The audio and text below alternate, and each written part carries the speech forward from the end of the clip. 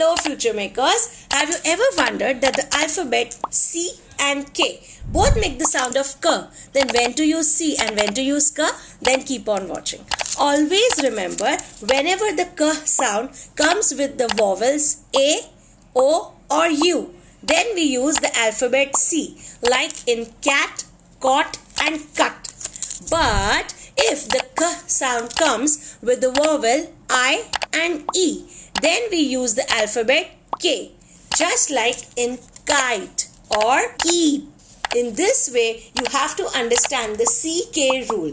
Phonics is made up of many such rules, and inside TeacherPreneur, we cover 20 such rules that will make you nick and knack with the spellings and grammar of English language. So if you're a teacher who wants to earn extra income through phonics, or if you're a parent who wants their child to become independent readers, then TeacherPreneur is your answer.